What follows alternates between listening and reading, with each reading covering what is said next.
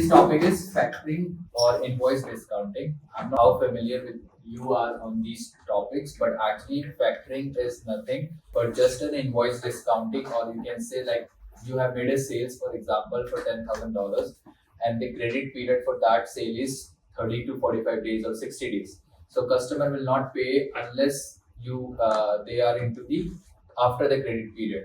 So let's say they pay us after 60 days, but we need the funds right now because our supplier only gives us, let's say, like 10 days credit period, or we need to pay the employee. So we don't have the access to the funds until after the credit period, which is after 2 months or 1.5 months, whatever the credit period we have. And this basically happens in B2B scenario, which is basically business to business. If you are selling to a customer who also does sell after they receive the product from us, that's what we call the B2B. B2C is basically the customer who's going to use the services or the product that we are selling to them.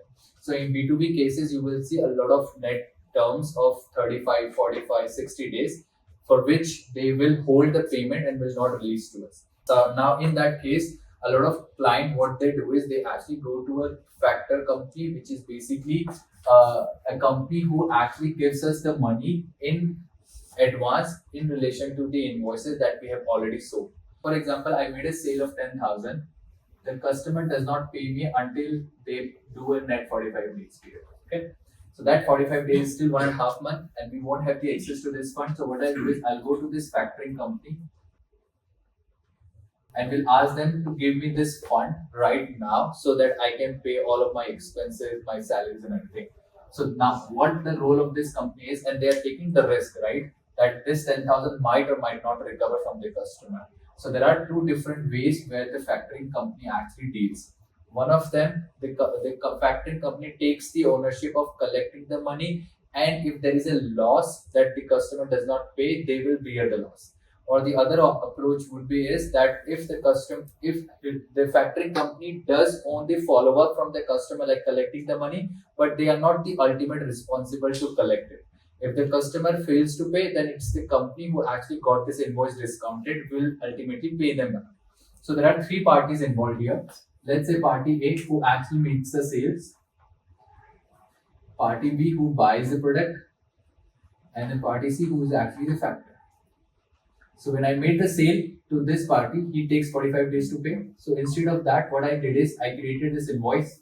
I went to party C, which is the factor, and asked them to pay me right away so that I can pay my expenses. What this company will do is they will deal with this type of scenario in two ways. One, they will ask, okay, I'll pay you a certain amount, but my responsibility is to get the funds from the B company, and then if there is any loss, I'll bear it.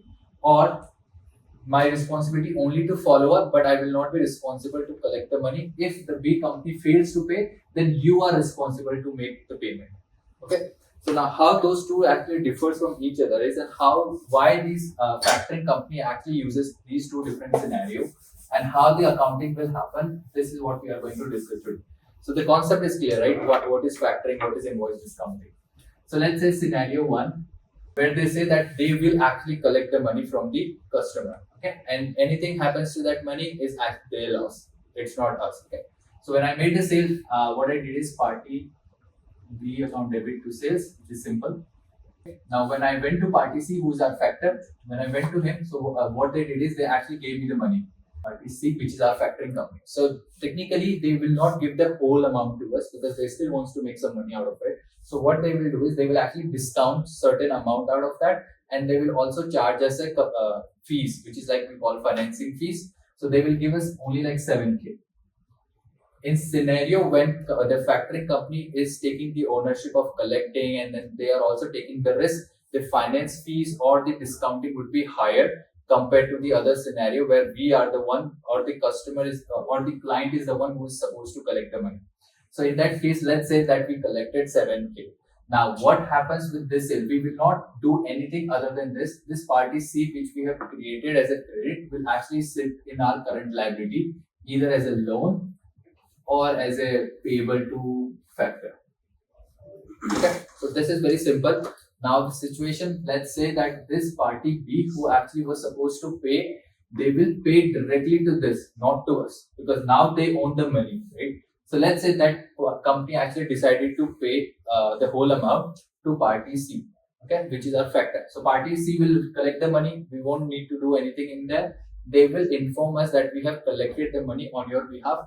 Now we need to adjust our balances because they collected the money, so we do not have anything that we need to do with them. But right now we have an asset standing in the books. We also have a liability that we need to pay. So we will knock that off. So we will debit the loan payable, which was 7K, and then we will credit the customer, which was 10K. So that 3K of expenses that we bought could be a financing fees or factoring fees. We need to debit our P&L account to them. This is very simple scenario where the customer actually paid everything to us. Now let's go to the second scenario when the customer actually decided that they will not pay anything to us. What will happen in that case? So in that scenario, because we received 7,000 from the factoring company, and then the invoice outstanding is 10,000. So what we will do is we will write off the whole 7,000 and we will also write off the whole 10,000 receivable that we have. So in the books, the AR that we have a positive of 10,000 that we were supposed to receive will get credited. Okay, then we will write that's written off. And this 7K that we have received, we will also recognize that as an income, other income, credit, and debit will happen to the factoring company, which or the loan payable that we have in the books. Okay, so there are two different ways to do the accounting. One would be the gross up, which is what we have used the bad debts for 10,000, the whole amount, because the customer did not pay, which is also the right way to do it. And then the income, the amount that we have received, we are also disclosing that as a separate, or we can knock it off. The same way that we did the first entry, we will do the same entry again. So there are two different ways. Both of them are right. It's not necessary that you do follow this one process only. So in case because our AR did not pay, so the AR gets credited. We already received the money for this, and then we need to do the factoring debit. So that would be 7K, 10K, and then we will write off expenses. Now the second scenario where the the factoring company says that it is not us who will be collecting the money on your behalf. Anything happens to that particular customer, it is your sole responsibility. Our job is to give you the money in advance. We will collect the fees from you. The more time it takes, the more benefit the factoring company will get, because they are charging a fees or like interest for the period that we are using the funds for. So let's say that the company B, who was our customer, paid 10K, but only after 2 months. Okay, we received from company C, who's our factoring, we received 9K because we took the risk. So the amount that we received was higher compared to the other cases. So what we will do is we will collect the amount back to payable for this 7K, sorry, for 9K.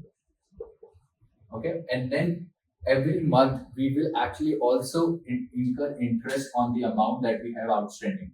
So interest debit to payable, because this factoring company will continue to charge us for the amount that we are using. So let's say there is a 10% per month or whatever. I'm just taking hypothetical number.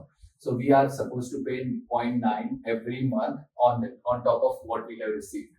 Now let's say the customer has decided to pay, right? There will be two options: whether customer can directly pay to company C, which is our factor, or the customer can pay us, which is what the company pays. In case the customer pays us, it's a simple. We have a debtor outstanding for 10K, so we will adjust the debtor, which will be bank account debit to customer, so that AR gets zeroed out. And in this case, because now the customer paid us, we need to pay back to the factoring company. So let's say he paid us after 2 months. So this multiplied by 2. So now we have 10.8K that we need to pay back to the factoring company. So in that case, what we will do is we will have a payable that is outstanding for 10.8K to bank. Okay, so this 0.9 that you recognize over the period of 2 months is going to be your interest expenses that will be charged to the period. Okay, makes sense? Now there will be another scenario where the customer actually decides to pay the factoring company. It will not change anything. It's just that they receive the amount, so we will be actually knocking off the numbers. So we will zero out our factoring payable balance, we will zero out our AR balance, and then whatever the difference, we need to pay it back to the company who actually did the factoring for us. Okay. So I think that's what I wanted to discuss. Any questions?